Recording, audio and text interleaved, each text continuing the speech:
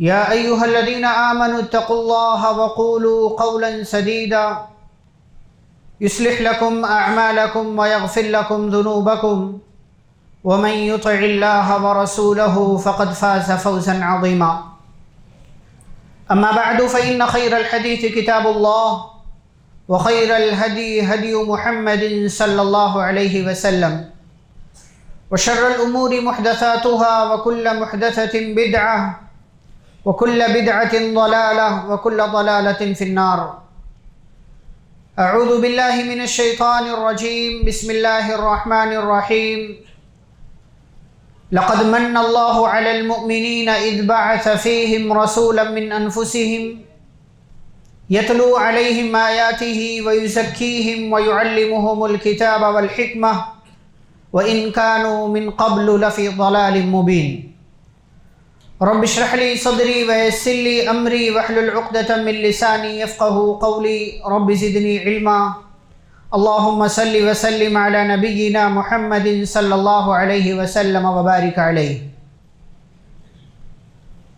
محترم حاضرین جمعہ، اسلامی بھائیوں، بزرگوں، نوجوانوں، عزیز بچوں اور پردہ نشین خواتین اسلام، خطبہ مسنونہ کے بعد آپ کے سامنے سورہ آل عمران کی ایک آیت پڑھی گئی ہے، جس آیت کے اندر اللہ رب العالمین نے پیارے رسول صلی اللہ علیہ وسلم کی بعثت کا تذکرہ کیا، آپ کے دنیا میں بھیجے جانے کا تذکرہ کیا ہے، اور پیارے رسول صلی اللہ علیہ وسلم کی بعثت کو، آپ کے دنیا میں بھیجے جانے کو اللہ رب العالمین نے مومنوں پر احسان قرار دیا، اور یہ اللہ کا ہم سب پر سب سے بڑا احسان ہے کہ اس نے ہماری رشد و ہدایت کے لیے، ہماری رہنمائی کے لیے، ہمیں سکھانے اور پڑھانے کے لیے، ہمیں گناہوں سے بچانے کے لیے، ہمیں کتاب و حکمت کی تعلیم دینے کے لیے، ہمیں جنت کا راستہ بتانے کے لیے اللہ نے پیارے رسول صلی اللہ علیہ وسلم کو اس دنیا میں مبعوث فرمایا۔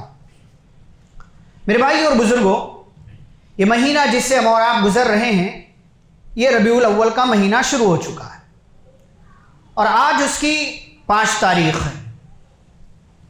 یہ مہینہ کتنی اہمیت کا حامل ہے اور کس قدر اہم ہے اور کس قدر عظیم ہے، یہ آج کے اس خطبے میں ہم جانیں گے، اور ساتھ ہی ساتھ پیارے نبی صلی اللہ علیہ وسلم کی سیرت کے چند اہم گوشوں کا آپ کے سامنے تذکرہ ہوگا۔ یہ مہینہ جو اسلامی سال کا تیسرا مہینہ ہے، محرم، صفر اور اس کے بعد ربیع الاول، اس مہینے کی کوئی شرعی حیثیت نہیں ہے۔ جیسے رمضان کی شرعی حیثیت ہے کہ افضل مہینہ ہے، ذی الحجہ حرمت والا مہینہ ہے، محرم حرمت والا مہینہ ہے، ایسے ہی ربیع الاول کی کوئی شرعی فضیلت اور حیثیت نہیں ہے کہ شریعت نے اس کی کوئی فضیلت بتائی ہو، اس مہینے میں کوئی خاص کام کرنے کا حکم دیا ہو، اس مہینے میں کسی خاص عمل کی جانب رہنمائی کی ہو، ایسی کوئی بات اس مہینے کے تعلق سے نہیں۔ البتہ اس مہینے کی تاریخی حیثیت بہت عظیم ہے۔ تاریخی حیثیت، یہ مہینہ بہت عظمت والا ہے اس حوالے سے۔ کیوں؟ 3 ناحیوں سے۔ نمبر 1 کہ اسی مہینے میں پیارے رسول صلی اللہ علیہ وسلم پیدا ہوئے، آپ کی ولادت اسی مہینے میں ہوئی۔ نمبر 2 تاریخی حیثیت سے یہ مہینہ عظمت والا کہہ لیجئے، وہ اس طریقے سے کہ اسی مہینے میں پیارے رسول صلی اللہ علیہ وسلم نے مکہ سے مدینہ ہجرت کیا۔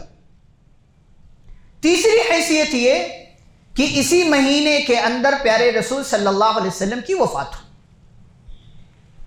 پیارے رسول صلی اللہ علیہ وسلم کی زندگی کے 3 اہم موڑ، 3 اہم معاملے اسی مہینے میں انجام پاتے ہیں۔ اسی مہینے میں یہ تینوں چیزیں آپ کی زندگی میں وقوع پذیر ہوئی یا آپ کے ساتھ یہ معاملات پیش ہیں۔ اب آپ دیکھیں، پیارے رسول صلی اللہ علیہ وسلم پیدا ہوئے اس مہینے میں تاریخ میں اختلاف ہے، کسی نے 8 کہا، کسی نے 9 کہا، کسی نے 12 کہا، کسی نے کوئی اور تاریخ بیان کی۔ البتہ یہ بات اپنی جگہ مسلم ہے کہ اسی مہینے میں نبی صلی اللہ علیہ وسلم پیدا ہوئے، لیکن زیادہ تر سیرت نگاروں نے، لوگوں نے جو تاریخ بیان کی ہے وہ 9 تاریخ ہے، 12 تاریخ بھی نہیں۔ اور ہمارے وہ بھائی جو نبی صلی اللہ علیہ وسلم کی ولادت کا جشن مناتے ہیں، میلاد مناتے ہیں، ان کے امام، بڑے امام احمد رضا خان بریلوی، انہوں نے 8 تاریخ لکھی ہے نبی صلی اللہ علیہ وسلم کی ولادت کی۔ آپ صلی اللہ علیہ وسلم کی ولادت اور پیدائش کی 8 ربیع الاول تاریخ انہوں نے بیان کی۔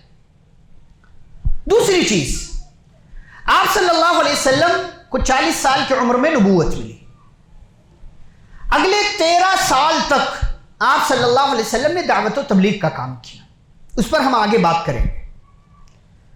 جب مکے کے اندر آپ کا رہنا دشوار ہو گیا اور حالات اتنے بگڑ گئے کہ اب یہاں رہا نہیں جا سکتا، یہاں رہنا ممکن نہیں، تو پیارے نبی علیہ السلام نے صحابہ کو ہجرت کا حکم دیا۔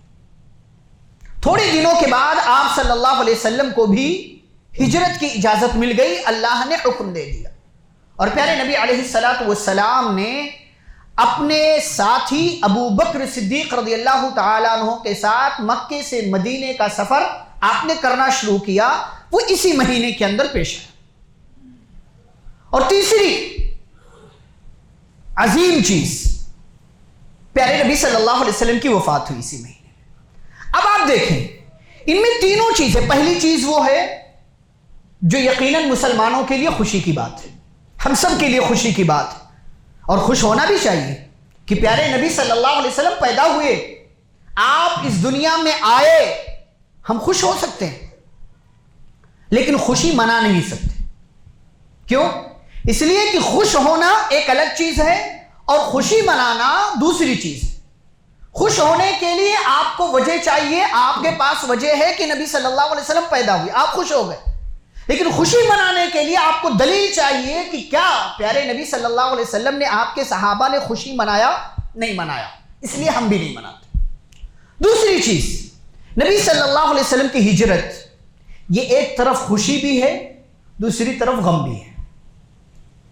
ایک طرف خوشی، دوسری طرف غم، ایک طرف آسانی مل رہی ہے کہ اب آزادی کے ساتھ ہم اللہ کے دین پر مدینے میں جانے کے بعد عمل کر سکتے ہیں، ہمارا ایک علاقہ ہوگا، ہماری ایک حیثیت ہوگی، ہمارا ایک مرکز ہوگا، ہمارا ایک سینٹر ہوگا، ہماری اپنی مسجد ہوگی، ہمارے اپنے لوگ ہوں گے، کوئی روک ٹوک کرنے والا نہیں ہوگا۔ لیکن دوسری طرف یہ غم بھی تھا کہ ہم اپنا علاقہ چھوڑ رہے ہیں۔ پیارے نبی علیہ السلام نے ہجرت کرتے ہوئے آپ نے مکے کی جانب رخ کیا اور کہا تھا، اے مکہ، تجھ سے زیادہ اچھی جگہ میری نظر میں کوئی اور نہیں ہے، اگر تیری قوم کے لوگ، تیرے یہاں رہنے والے مجھے یہاں سے نہ نکالتے تو میں تیرے علاوہ کہیں اور جا کر کے آباد نہیں ہوتا، نہیں رہتا۔ صحابہ کرام رضوان اللہ علیہ مجمعین نے اپنا گھر بار، علاقہ، کنبہ، قبیلہ، اپنی بچپن کی یادیں سب کچھ چھوڑ دیا۔ ایک طرف خوشی ہے تو دوسری طرف غم بھی۔ تیسری چیز جو اس مہینے کے اندر پیش آئی، وہ مسلمانوں کے لیے، ہم سب کے لیے اور بطور خاص صحابہ کے لیے غم ہے۔ پیارے نبی صلی اللہ علیہ وسلم کی وفات ہوئی، اور وفات بھی 12 ربیع الاول کو۔ اس میں اکا دکا کوئی اختلاف، ورنہ سارے لوگوں کا تقریباً اتفاق ہے کہ 12 ربیع الاول سن 11 ہجری بروز پیر منڈے صبح کے وقت پیارے نبی صلی اللہ علیہ وسلم اس دنیا سے، آپ کی وفات ہو گئی، آپ اس دنیا سے چلے گئے۔ بہت بڑا صدمے کا دن ہے۔ فاطمہ رضی اللہ تعالی عنہ نے کہا، صبت علی مصائب لو انہا صبت علی الایام سرن لیالیا۔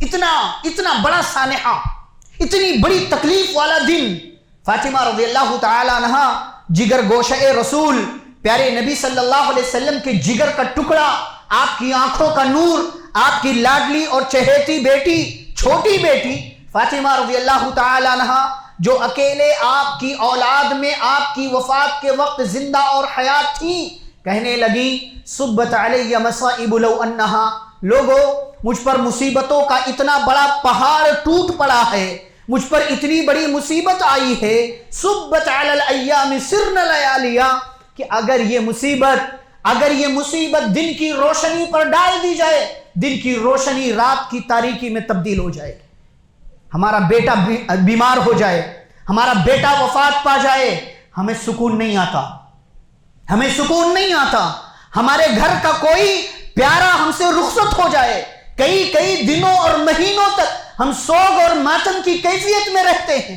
ہمارا اپنا کوئی بچھڑ جائے، ہم آنکھوں سے آنسو بہاتے ہیں۔ پیارے نبی صلی اللہ علیہ وسلم کے مرشد، آپ کے ہادی، آپ صلی اللہ علیہ وسلم رہنما کی حیثیت سے صحابہ کے لیے تھے، معلم تھے، ٹیچر تھے، رہنمائی کرنے والے تھے، بچانے والے تھے۔ 12 ربیع الاول کی اس تاریخ کو پیارے نبی علیہ السلام کی وفات ہو گئی، آپ اس دنیا سے رخصت ہو گئے۔ حضرت فاطمہ رضی اللہ تعالی عنہا کا یہ جملہ کہ اگر اس مصیبت کو دن کی روشنی پر ڈال دیا جاتا، دن کی روشنی رات کے اندھیرے میں بدل جاتی۔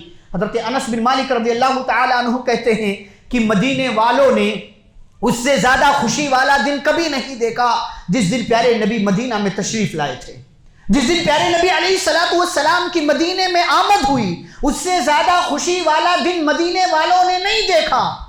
کہ روزانہ جب خبر ملی کہ مکے سے پیارے نبی چل چکے ہیں، مدینے کے لوگ نبی کے استقبال کے لیے خوشی کے عالم میں، وہ کبھی پہلے ہوتا تھا، اب تو فون سے خبر دے دی جاتی ہے، پہلے کے لوگ بمبئی سے سفر کر کے جاتے تھے، گاؤں والوں کو خبر ملتی تھی خط اور لیٹر کے ذریعے، گاؤں سے نکل کر کے ایک پورا جتھا، ایک پورا علاقہ، پورا محلہ، چھوٹے چھوٹے بچے گاؤں سے باہر آ کر کے استقبال کرنے کے لیے تیار ہوتے تھے۔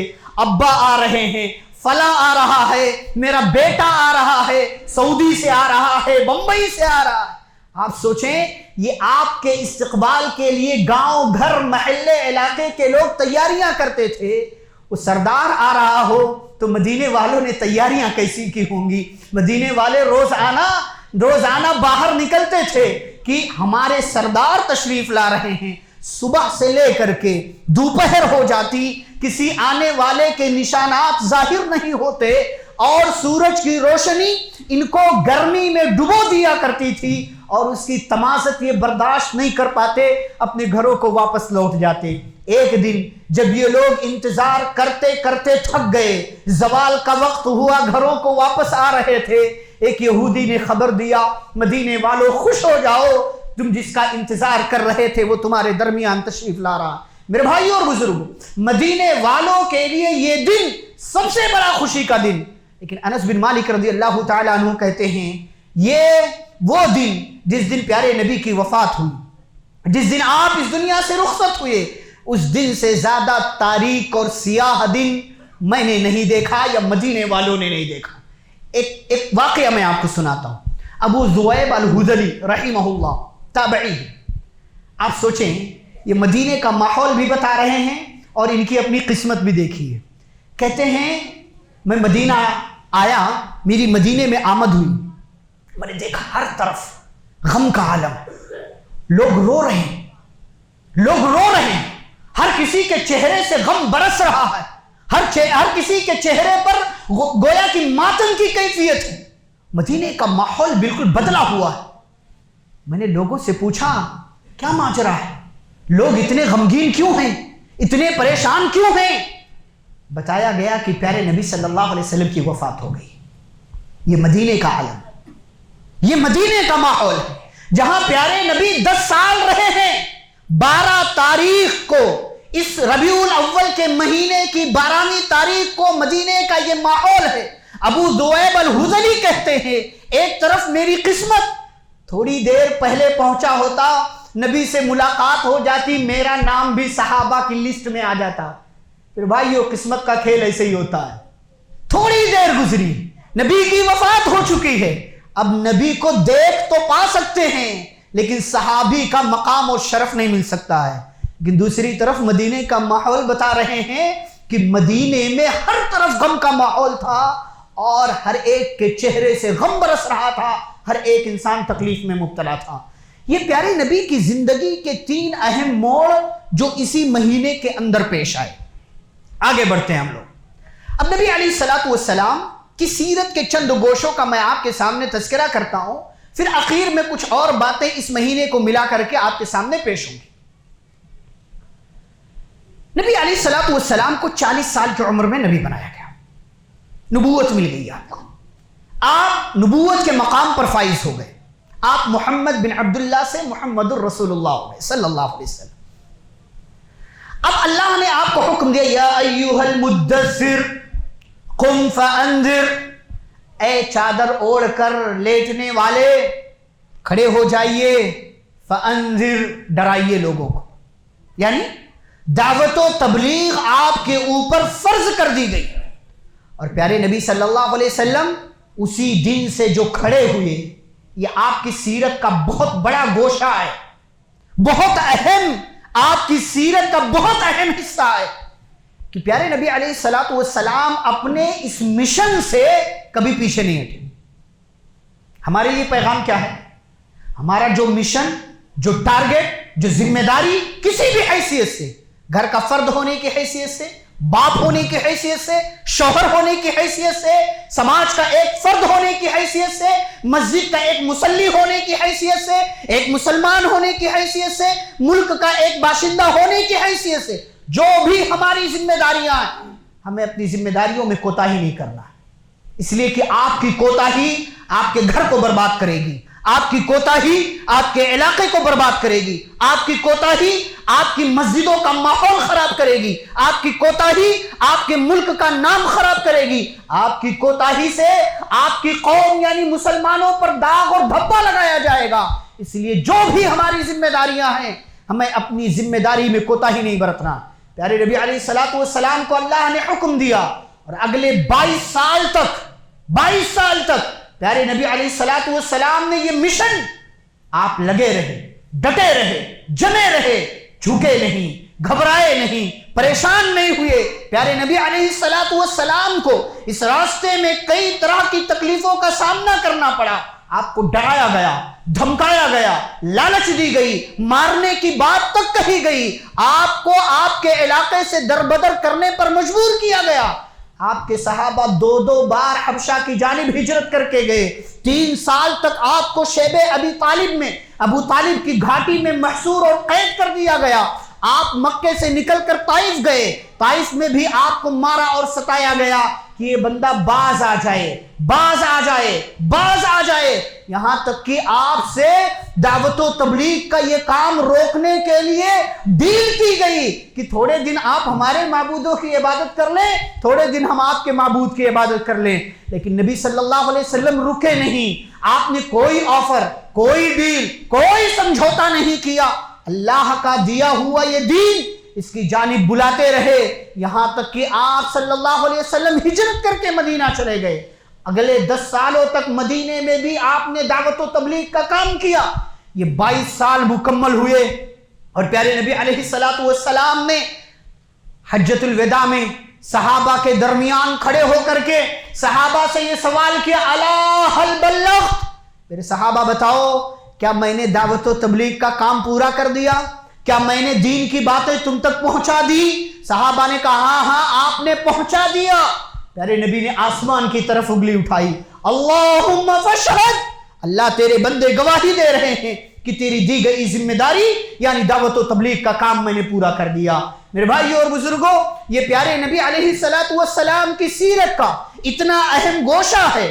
ہم اور آپ کو یہ دعوت دیتا ہے کہ لوگوں اپنی ذمہ داریوں میں کوتاہیاں نہ کرو، اپنی ذمہ داریاں پوری کرو، اپنے مشن میں لگے رہو اور عاجز ہو کر کے، تھک ہار کر کے، کسی کے کہنے کی وجہ سے، کسی کے جملے کی وجہ سے، کسی کے تانے کی وجہ سے، کسی کی غلط بیانی کی وجہ سے، کسی کے الزام لگانے کی وجہ سے، اگر آپ اپنی جگہ حق ہیں، ڈٹے رہیں، جمے رہیں اور وہ کام کرتے رہیں، کہنے والا کہتے رہے لوگوں نے آپ کو کیا کیا نہیں کہا، ساحر کہا، شاعر کہا، کاہن کہا، مجنون کہا، پاگل کہا، محمد کے بجائے مزمم کہا۔ یہ بندہ قابل تعریف نہیں، قابل نفرت ہے۔ لوگوں نے آپ کو سجدے کی حالت میں آپ کی گردن پر اونٹ کی اوجھڑی ڈال دی، لوگوں نے آپ کی گردن میں چادر ڈال کر آپ کو اس مشن سے روکنے اور مارنے کے لیے کوششیں کی، ہر طرح کی تدبیریں اختیار کر لی، لیکن کیا نبی لوگوں کی کہنے کی وجہ سے رکے، جھکے، پیچھے ہٹے؟ نہیں۔ ہمارا کام بھی یہی ہے، کہنے والا کہتے رہے، ہم اپنے کام میں، اپنے مشن میں لگے رہے۔ یہ نبی علیہ السلام کی سیرت کا ایک اہم پیغام، ایک اہم گوشہ۔ دوسری بات، نبی صلی اللہ علیہ وسلم کی سیرت کا، میرے بھائیو، نبی کا مقام بہت اونچا ہے، بہت بڑے، مخلوق میں سب سے بڑے پیارے نبی صلی اللہ علیہ وسلم، آپ سے بڑا، آپ سے اونچا کوئی نہیں۔ لیکن قربان جائیے، یہ شخصیت، یہ ذات گرامی اتنی عظیم ہے، لیکن ملنے اور ملانے کے معاملے میں ڈاؤن ٹو ارتھ، ہمبل، شریف، سادگی، تواضع، اللہ کے لیے لوگوں سے ملاقاتیں کر۔ آج ہمارے ہاں کوئی بندہ تھوڑا سا بڑا ہو جائے سب سے کٹ جاتا ہے، ٹائم نہیں میرے پاس۔ کس کے لیے ٹائم نہیں؟ کس کے لیے؟ اپنوں کے لیے، رشتہ داروں کے لیے، گھر والوں کے؟ اتنے بڑے ہو گئے، نبی سے بڑے ہو، پیارے نبی علیہ الصلوۃ والسلام سے بڑے ہو۔ پیارے نبی علیہ الصلوۃ والسلام اتنے اعلیٰ مقام پر، آپ کی 9 بیویاں ایک ساتھ، 9 بیوی، 3 بیٹیاں، آپ کی گھریلو ذمہ داریاں ہیں، آپ سردار ہیں، آپ امام ہیں، آپ اللہ کے نبی اور رسول ہیں۔ آپ کو اندر بھی دیکھنا، باہر بھی دیکھنا ہے، مسجد بھی دیکھنا ہے، اصحاب صفہ کو بھی دیکھنا ہے، صحابہ کو بھی دیکھنا ہے، مردوں کو، عورتوں کو، سب کو دیکھنا ہے، مسلمانوں کو، کافروں کو، سب کو دیکھنا ہے۔ اور یہاں تک کہ آپ کو میدان میں جا کر کے کمانڈر، سپہ سالار، جنرل، قائد اور ایک اعلیٰ انسان ہونے کا فرض بھی نبھانا۔ ایک بچہ راستے میں مل جاتا، نبی سلام کر لیتے، السلام علیکم۔ ہمارے ہاں کوئی بندہ تھوڑا سا بڑا ہو جائے، عہدہ مل جائے، یہ سمجھتا مسجد کا امام اس کو سلام کرے، ہر آنے جانے والا اس کو سلام کرے۔ اتنے بڑے ہیں، کون سی دنیا میں جی رہے ہیں ہم؟ پیارے نبی علیہ الصلوۃ والسلام کی سیرت پڑھیں، سبق ملے گا۔ پیارے نبی سے بڑا کوئی نہیں۔ جریر بن عبداللہ البجلی رضی اللہ تعالیٰ عنہ، جب سے اسلام لایا، ایسا کبھی نہیں ہوا کہ نبی سے ملاقات ہوئی ہو اور نبی کے چہرے پر مسکراہٹ نہ ہو، ایسا کبھی نہیں ہوا۔ حبشی غلام کو آپ اہمیت دے رہے ہیں، بلال حبشی کو اپنی مسجد کا مؤذن بنا دیتے۔ سلمان فارس سے آئے ہوئے، سلمان فارسی کو اپنے گھر کا ایک فرد کہتے سلمان فارسی اہل بیت میں سے۔ زید بن حارثہ، ایک غلام کو آپ صلی اللہ علیہ وسلم نے پہلے اپنا بیٹا کہا، اور پھر بعد میں جب اللہ نے قانون نازل کر دیا تو پیارے نبی نے ان کو آزاد کر کے اپنی خدمت میں رکھا۔ اور پیارے نبی علیہ السلام کس کی بات کی جائے؟ ایک صحابی زاہد بن حرام رضی اللہ تعالیٰ عنہ گاؤں دیہات کے کالے کلوٹے سیاہ سے مدینے میں آ کر کے سبزی بیچتے تھے۔ پیارے نبی صلی اللہ علیہ وسلم کو ان سے محبت تھی، ان سے مذاق کیا کرتے تھے، اور ہم اتنے بڑے ہو جاتے ہیں۔ بھئی مالدار آپ ہوں گے، ٹھیک ہے، بہت اچھی بات، ہونا بھی چاہیے، لیکن اتنے بڑے مت بنے کہ چھوٹوں سے آپ ملنا ملانا چھوڑ دیں۔ بطور خاص آپ کے اپنے رشتہ دار، آپ اپنی جگہ امام ہوں گے، آپ اپنی جگہ کسی جگہ کے ذمہ دار ہوں گے، کسی تنظیم کے، کسی ٹرسٹ کے، کسی سینٹر کے، کسی علاقے کے، دنیا اور دین کسی بھی حساب سے، لیکن نبی سے بڑے نہیں ہو سکتے آپ، نبی سے بڑے نہیں ہو سکتے۔ ما تواضع احد للہ الا رفعہ اللہ، جو اللہ کے لیے چھوٹا بن جاتا اللہ اس کو بڑا بنا دیتا ہے۔ ہمارے ہاں تو چہرے دیکھ کر کے ملاقاتیں ہوتی ہیں نا، کس سے کیسے ملنا ہے۔ یہ سیٹھ صاحب ہیں، السلام علیکم، یہ کوئی جو سبزی فروش ہے، کچھ یہاں وہاں ٹہل کر کے بیٹھتے ہیں، اس سے سلام کرو، ایک چھوٹا آدمی ہے۔ نیتا صاحب سے ملنے کے لیے، سیلفی لینے کے لیے بے قرار رہتے لوگ، کون سی محبت ہے بھائی آپ کی؟ نبی صلی اللہ علیہ وسلم کی سیرت کا اہم گوشہ سیکھیے، یہ دوسری بات۔ تیسری بات، ہمارے لیے نبی صلی اللہ علیہ وسلم کی فکر مندی، بڑے فکر مند تھے۔ ہم سے ملاقات نہیں کی نا، لیکن ہم سے ملاقات کی تمنا تھی آپ صلی اللہ علیہ وسلم۔ کاش میں اپنے بعد میں آنے والے لوگوں سے مل پاتا. ہماری مغفرت کے لیے پیارے نبی نے دعائیں کی. اللہ نے کہا سورۃ التوبہ میں لقد جاءکم رسول من انفسکم عزیز علیہ ما عنتم حریص علیکم بالمؤمنین رؤوف الرحیم. یہ نبی جو تمہارے درمیان آیا ہے یہ ایسا ہے کہ تمہارا غم اس کا اپنا غم ہوتا ہے.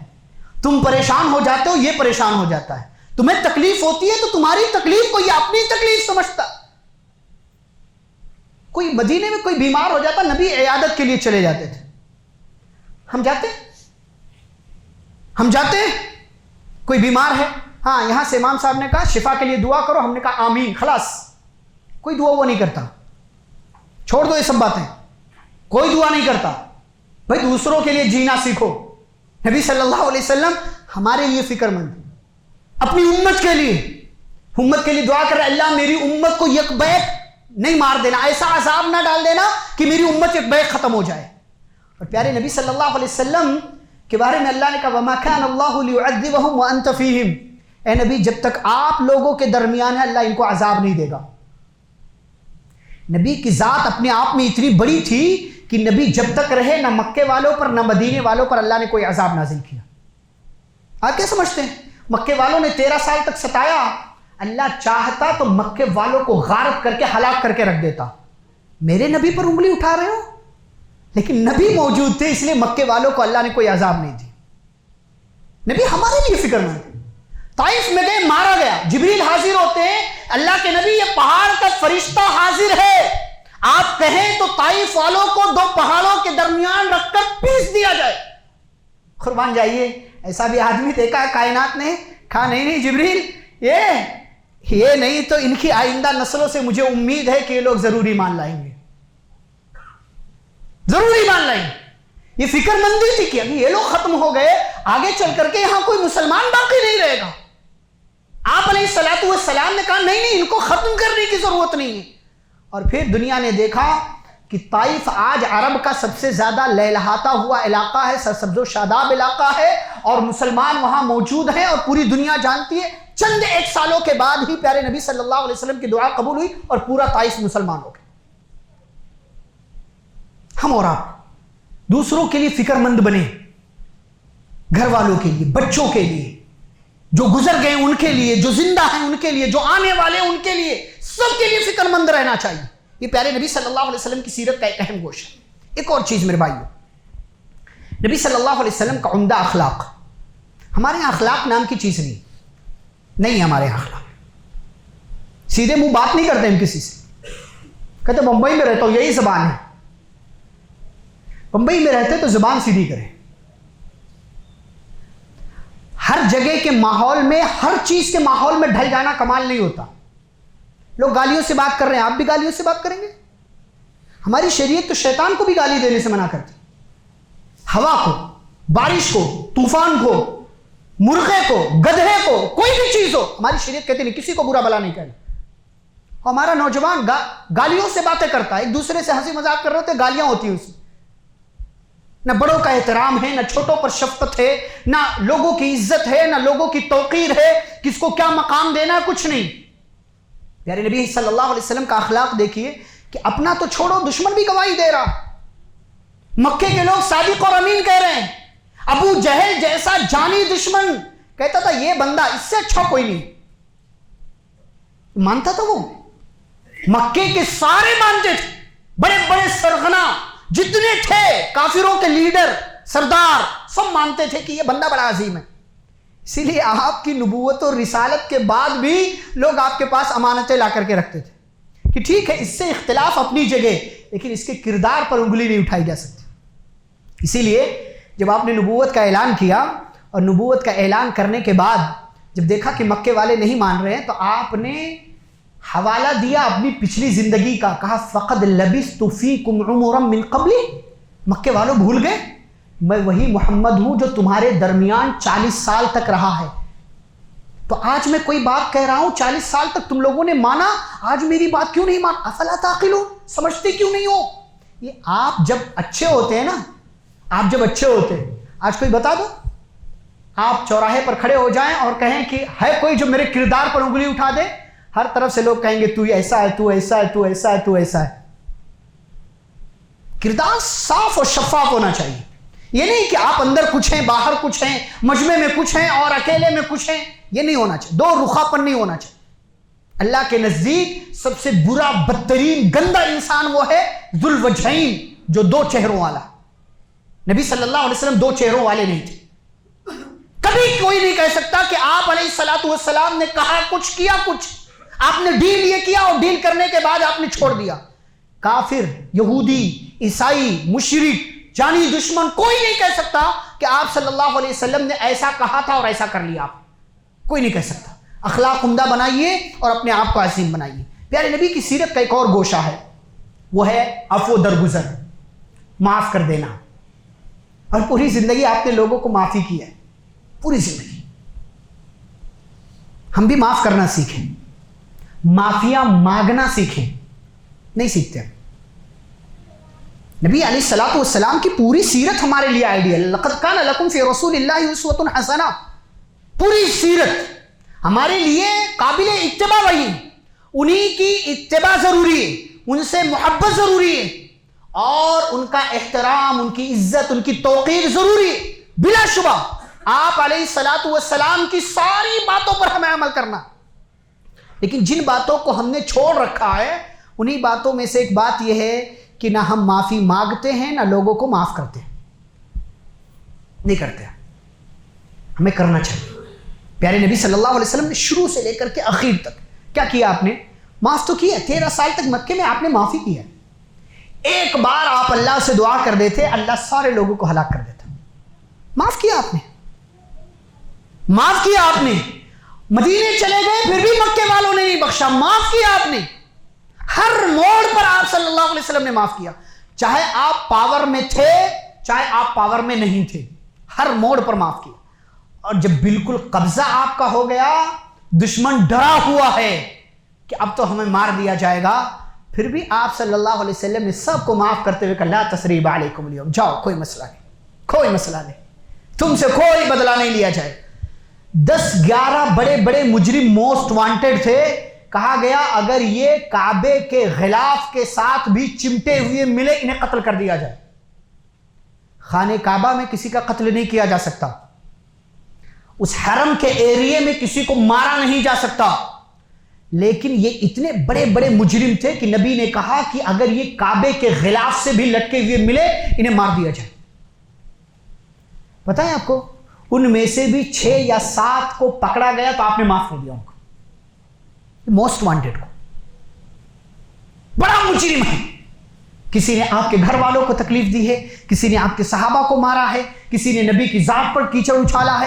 کوئی اکرمہ بن ابو جہل آپ جانتے ہیں, ابو جہل کے بیٹے اکرمہ بن ابو جہل موسٹ وانٹڈ تھے. کافروں کے سردار ابو جہل کے بیٹے ہیں, کہ پیارے نبی نے ان کو بھی معاف کر دیا. یہ ہمارے نبی علیہ الصلوۃ والسلام کی سے. اور آخری وقت آیا آپ کا, وفات سے پہلے آپ صلی اللہ علیہ وسلم نے لوگوں کے سامنے اپنے آپ کو پیش کیا, کہا لوگوں کسی کو تکلیف دی ہو آئے مجھ سے بدلہ لے لے. ہمارے یہاں کلیجہ ہے. ہم تو بڑے بڑے گناہ بھی کر جاتے ہیں, لوگوں کے حقوق پر ڈاکہ ڈال دیتے اور ہمیں لگتا کچھ نہیں کیا ہم نے, ہم سے اچھا کوئی نہیں, ہم حاجی ہیں, ہم نمازی ہیں, ہم ایسے ہیں, ہم ویسے ہیں, ہم نے اتنا کیا ہوگا. کسی کا حق مارا ہے اس سے معافی مانگو, اس کا حق دو. اور کوئی معافی مانگنے آ رہا ہے آپ کے سامنے, آپ اسے معاف کرنے کے لیے دل بڑا کرو. الا تحبون ان یغفر اللہ لکم, کیا تم نہیں چاہتے کہ اللہ بھی تمہیں معاف کرے؟ زمین والوں کو معاف کرو, اللہ آپ کو معاف کرے گا. ایک آخری بات, بہت اہم موڑ ہے میرے بھائیوں. زندگی میں بہت دفعہ بڑی بڑی پریشانیاں ہوتی, تکلیف, مصیبت, ایک سے بڑھ کر کے ایک غم. بندہ ڈپریشن میں چلا جاتا ہے, بے چینی, سوچتا ہے اب کیا اب کیا اب کیا. اور ہمارے یہاں ایک مصیبت کی وجہ سے لوگ اپنے آپ کو مکمل بدل لیا کرتے. جب مصیبت کی گھڑی ہو نا, پریشانی ہو, تکلیف ہو, پیارے نبی علیہ الصلوۃ والسلام کی زندگی دیکھو. اور نبی کی زندگی دیکھنا ہو تو 2 سورتیں پڑھو. آپ کو اس جمعے کا ٹاسک دے رہا ہوں, میں کام دے رہا ہوں آپ کو. اس جمعے کا کام یہ ہے, آپ نے سنا ہے, 5 منٹ اور سنیں گے, لیکن جمعہ کے بعد جب بھی آج کل پرسوں نرسوں آپ کو ٹائم ملے, یہ دونوں صورتیں ترجمہ اور تفسیر کے ساتھ ضرور پڑھیں، کوئی بڑی صورتیں نہیں، بڑی پیاری صورتیں۔ جب بھی دل پریشان ہو، آپ کی زندگی میں مصیبتیں چل رہی ہوں اور آپ کو لگ رہا ہے کہ اب میرا کوئی نہیں، سب برباد ہو گیا، یہ دونوں صورتیں پڑھیں، آپ کو حوصلہ ملے گا۔ یہ وظیفہ نہیں ہے، یہ پیغام ہے۔ پیارے نبی علیہ الصلوۃ والسلام کے بارے میں اللہ نے 2 صورتیں نازل کی۔ نبی صلی اللہ علیہ وسلم 2-3 دنوں تک قیام نہیں کر سکے، عبادت نہیں کر سکے، تو ابو لہب کی بیوی ام جمیل کہنے لگی کہ اس کا شیطان اس سے ناراض ہو گیا، نعوذ باللہ۔ بعض لوگوں نے کہا کہ جبریل امین کئی دنوں تک وحی لے کر کے نہیں آئے تو نبی پریشان ہوئے، تو ابو جہل نے کہا اس کے ساتھی نے اس کو چھوڑ دیا۔ تو اگر آپ کی ذات پر کوئی انگلی اٹھا دے نا، تو اگر آپ صحیح بھی ہیں تب بھی پریشان ہو جاتے ہیں، میرے بارے میں کیا باتیں ہو رہی ہیں، یہ کہاں سے بات آ گئی، میں نے تو کچھ نہیں کیا، کیوں میرے بارے میں اس طرح کی گفتگو ہو رہی۔ انسان ڈر جاتا ہے کہ میرا کردار سماج میں اچھالا جا رہا ہے۔ اللہ نے آیت نازل کی، کیا کہا؟ وَالضُّحَىٰ وَاللَّيْلِ إِذَا سَجَىٰ۔